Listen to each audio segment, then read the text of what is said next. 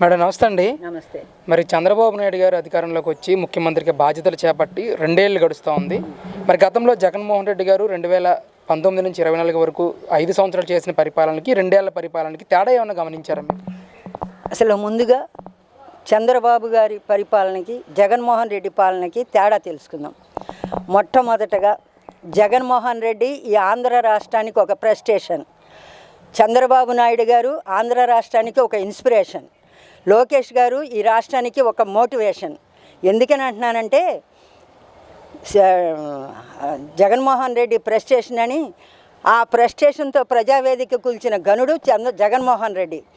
అదే ప్రెస్టేషన్, అదే ఇన్స్పిరేషన్తో క్వాంటమ్ వ్యాలీని తెచ్చిన ఘనత చంద్రబాబు గారిది. అదే మోటివేషన్తో డిఆర్డిఓ ప్రాజెక్ట్ని తీసుకొచ్చిన ఘనత మోటివేషన్ లోకేష్ గారిది. ఈ మూడింటికి వ్యత్యాసం ఎంత ఉందండి? కూల్చే నేత నీవైతే కట్టే నేతలు ఈ నేతలు. ఈ కూటమి పాలనలో ఈ 2 సంవత్సరాల కాలంలో నువ్వు కూల్చేసిన ప్రజావేదిక దగ్గర నుంచి అనేక రకాలుగా దోచేసిన ఆస్తులన్నిటికీ వాటిని ప్రక్షాళన చేసుకుంటూ, ఇంకొక విషయం నీకు రెండో ఘనత, నువ్వు కార్యకర్త నీ దగ్గరికి వస్తే కారు ఎక్కించుకుంటూ తొక్కించుకు వెళ్ళిపోతావు, పరామర్శ కూడా చెయ్యవు. చంద్రయ్య లాంటి కార్యకర్తను చచ్చిపోతే పాడి మోసిన ఘనత మా చంద్రబాబు నాయుడు గారిది. నీకు మాకు ఎంత తేడా ఉంది? నీకు పరామర్శే తెలియదు. నువ్వు ఎవరిని పరామర్శించుకెళ్తావు? జైలు నుంచి వచ్చిన వాళ్ళు, బెయిల్ మీద వచ్చిన వాళ్ళని వాళ్ళ ఇళ్ళకి వెళ్ళి పరామర్శకి వెళ్ళావు. మా నాయకుడు కార్యకర్త చనిపోతే ఇంటికి వెళ్ళి పరామర్శించి వాళ్ళకి ఓదార్పునిస్తాడు.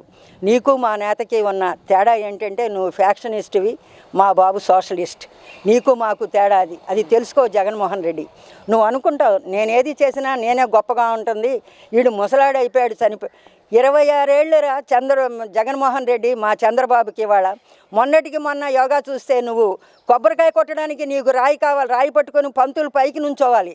మా బాబు గారికి అయ్యేం అవసరంలా. ఎంత ఎత్తు కొండైనా ఎక్కుతాడు, బస్సు అయినా ఎక్కుతాడు. మీటింగులు నువ్వు కాదనుకొని కూల్చేస్తే వేదికలను ఎక్కడు కూడా ఆయన ఉపన్యాసాలు చెప్పిన ఘనత బాబు గారిది. ఆయన్ని నువ్వు పోల్చుకోవడానికి నీకు సరికాదు. ఇంకొకటి, నువ్వు నీ ఇంట్లో నీగా ఆడవాళ్ళగా సమస్య తీసుకుందాం, నీ చెల్లిని తల్లిని నువ్వు బయటకు గెంటేశావు.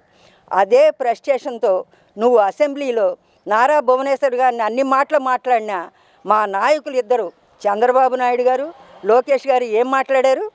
చంద్రబాబు నాయుడు గారు ఇలాంటి సభ, ఇది మంచి సభ కాదు, ఈ సభ నుంచి నేను వెళ్ళిపోతున్నానన్నారు, కానీ నిన్నేం దూషించలే.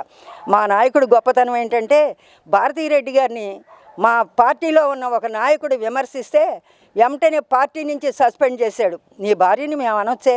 నువ్వు అన్న మాటల్లో అనిత గారిని, ఎవరిని, మా నాయకురాలని, ఆడవాళ్ళని, నువ్వు ఎంతమందిని చాలా అసభ్య పదజాలంతో దూషించారు. కానీ మా నాయకులు అలాంటి సభ్యత మాకు నేర్పించలే. ఎక్కడా కూడా పరువు మర్యాదలు గల కుటుంబం ఏదన్నా ఉందంటే అది తెలుగుదేశం పార్టీలో మనగలుగుతుంది.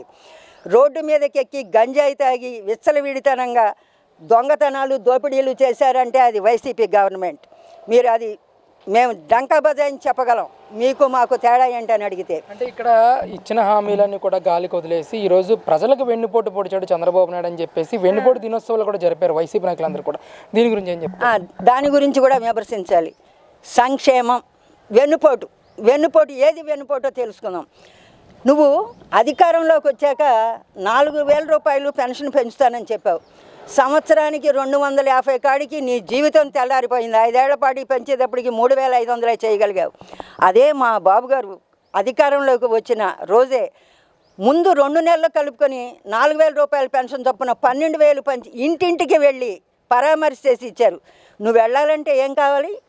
రోడ్ల పక్కన చెట్లు కొట్టేయాలి, నీకంతా పోలీస్ కాపలాలు ఉండాలి, ఎవరు కంచెలు అడ్డు పెట్టుకొని వెళ్ళాలి. మా బాబు గారికి అవన్నీ అవసరం లేదే.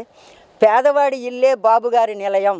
నువ్వు తెలుసుకో జగన్మోహన్ రెడ్డి. ఇప్పటికైనా నీలాగా ఊరికొక ప్యాలెస్ కట్టుకొని ప్యాలెస్ల్లో వీరవిహారం చేయాలనే బాబుగారి కాన్సెప్ట్ కాదు. ప్రతి ఒక్కడు పేదవాడు ఇల్లు కలిగి ఉండాలనేది బాబుగారి ఆశయం. తెలుగుదేశం పార్టీ కూటమి పాలనలో ఏం చేస్తున్నారు?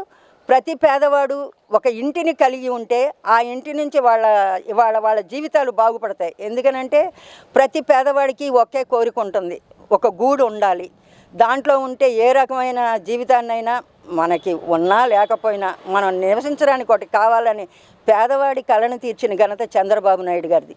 నువ్వు అప్పుడు టిడ్కో ఇల్లు కడితే నువ్వేం చేసావు? ఇళ్ళన్నిటినీ లాక్కొని వీటిలన్నిటికీ ఎవరికి అర్హత లేదని చెప్పి పాడు పెట్టావు. అదే బాబు గారు రాగానే మొన్న ఏం చేశారు, 6 లక్షల ఇళ్ళు, 6 లక్షలు అనుకోండి కదా, 6 లక్షల ఇళ్ళని గృహప్రవేశం చేసి పేదవాళ్ళకి ఇళ్ళు పంచారు.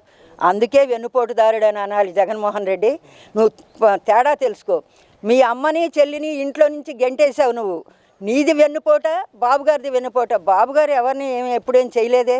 ప్రతి పేదవాడి ఇంటికి ప్రతి ఆడవాళ్ళని సంక్షేమ పథకాలు ఎన్ని అమలు చేశారు. గ్యాస్ బండ్లు ఇస్తానన్నారు, ఓ సంవత్సరానికి 3 ఆ బండలు ఇస్తున్నాం. ఉచిత బస్సు ప్రయాణం, ఉచిత బస్సు ఇవాళ సాఫీగా సాగుతుంది. ఆటో వాళ్ళకి డబ్బులు వేస్తారన్నారు, ఆటో వాళ్ళకి 18,000 డబ్బులు వేశారు. అలాగే తల్లికి వందనం, ఇంట్లో ఎంతమంది పిల్లలు ఉంటే అంతమంది పిల్లలకి తల్లికి వందనం డబ్బులు వేశారు. అదే వెన్నుపోటుదారుడు అంటే. నీకును బాబు గారిని పోల్చుకుంటున్నావు జగన్మోహన్ రెడ్డి. నీకు కొంచెం కూడా సిగ్గు అనిపించట్లేదు అసలుకి. అంటే జగన్మోహన్ రెడ్డి గారు చెప్తున్న అంశం ఏంటంటే, నేను చచ్చిపోయిన తర్వాత ప్రతి ఇంట్లో కూడా నా ఫోటో ఉండాలి అన్నదే నా తాపత్రయం. అందుకే నేను ప్రజల పక్షాన పోరాడతాను, ఖచ్చితంగా రేపు అధికారంలోకి వస్తాను, వాళ్ళకి మంచి చేస్తాను అని చెప్పేసి మాట్లాడుతూ ఉన్నారు. ఎలా చూస్తారు ఈ కామెంట్స్? అసలు ఫోటో ఇంట్లో ఉండడం ఏంటి? అసలు ఫోటోలు ఎందుకు పెట్టుకుంటారు? ఆ ఇంటి వాళ్ళు, ఇంటికి సంబంధించిన జగన్మోహన్ రెడ్డి నీ ఫోటోలు మాత్రం వీధికి ఒకటి పెట్టాలి. ఎందుకంటే నువ్వు చేసిన ఈ అరాచకాలన్నింటినీ తెలియచెప్పాలంటే నీ ఫోటో పెట్టి చెప్పాలి. ఎందుకంటే నిన్ను నిలబెట్టి చెప్పడానికి నువ్వు రాలేవు, నువ్వు ఉండవు. కాబట్టి ఆ రోజు చెప్తాం, ఇదిగో ఈ వ్యక్తి అంటే భవిష్యత్ తరాలకి తెలియదు కాబట్టి నీ ఫోటోలు పెట్టి ఇలాంటి దుర్మార్గుడు ఈ రాష్ట్రాన్ని పరిపాలించాడు అని చెప్పుకోవడం కోసం నీ ఫోటో పెట్టాలి జగన్మోహన్ రెడ్డి. నువ్వు చేసిన మంచి పనులు గొప్పగా చెప్పుకోవడానికి ఇళ్లలో హారతలు ఇస్తారని నువ్వు అనుకుంటున్నావేమో. ప్రతి ఒక్కడూ నిన్ను విమర్శిస్తారు, నిన్ను చెప్పు తీసుకుని కొడతారు నువ్వు బయటకు వస్తే ఇవాళ రోజున. అంటే ఇక్కడ జగన్మోహన్ రెడ్డి గారు చెప్తా ఉన్నారు, ఇప్పటికే రాష్ట్రంలో కూటమి ప్రభుత్వం మీద వ్యతిరేకత వచ్చేసింది. ప్రతి ఇంట్లో కూడా ఒక చర్చ మొదలైంది. జగన్ గారు ఉండుంటే బాగుండు, జగన్ గారు గెలుచుంటే బాగుండు అనే చర్చ మొదలైందని చెప్పి జగన్ గారు మాట్లాడుతున్నారు. వాస్తవ పరిస్థితి అండి ఇది, నిజమేనంటారా? వాస్తవం పరిస్థితులు. దొంగ ఎప్పుడు ఏం చెప్తాడండి? దొంగకి ఎప్పుడు నేను దొంగ పని చేశానని ఒప్పుకోడు. మంచివాడిని దొంగగా చూపించాలని చూస్తాడు. నువ్వేమీ చేయలేకపోయావు, ఇవాళ బాబు గారు చేస్తున్నారు. వాటిని నువ్వు విమర్శగా తీసుకోవడానికి నీకు దమ్ము లేదు. దమ్ము లేక నువ్వేం మాట్లాడతావు? అందరూ కరెక్టే చర్చించుకుంటున్నారు. 2 సంవత్సరాల్లో బాబు గారు ఇన్ని పరిపాలనలో ఇన్ని మార్పులు తెచ్చారే.